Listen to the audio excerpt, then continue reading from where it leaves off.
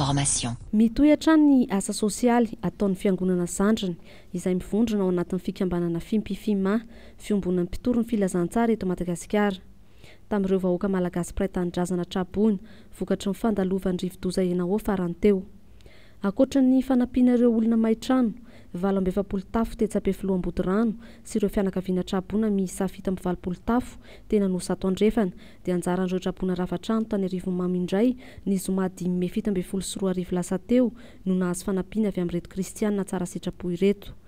Tolona miisa 50 no natolotr'izy ireo tamin'izany. Nandray izany tamin'ny anaran'ny fitondram-panjakana ny lehiben'ny Distrikan'Arivonimamo.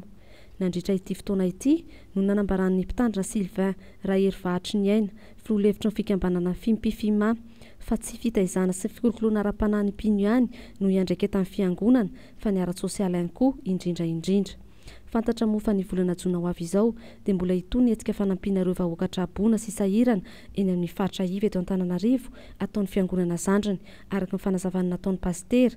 Dia tanteraka soamantsara moa izany ny vinavinan'asa izay nataon'ny Fiombonan'ny Mpitory filazantsara eto Madagasikara avy amin'ny Fiangonana zandriny eto Madagasikara. Solo tena ihany moa izay ny birao eto nanatanteraka an'izao asa izao fantelo moa ity izao.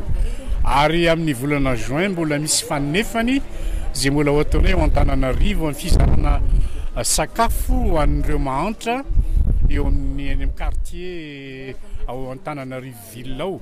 Takanefa nataonay taona vitsy lasa izay dia mbola tanterahana izany. Izany hoe ny asa izay ataonay izany tsy any amin'ny fitoriana filazantsara fotsiny fa tena taka nataon'i Jesosy hoe nandehandehana anao soa dia nitory ny filazantsara.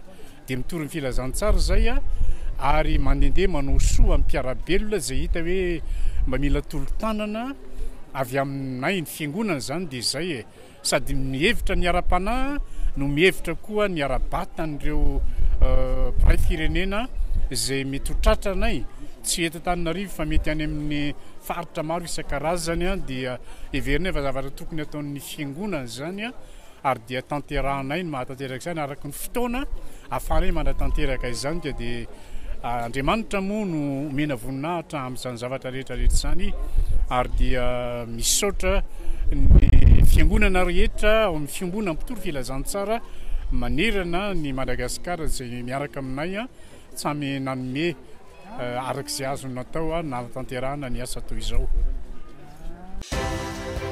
Madagascar Information vous remercie pour votre visite.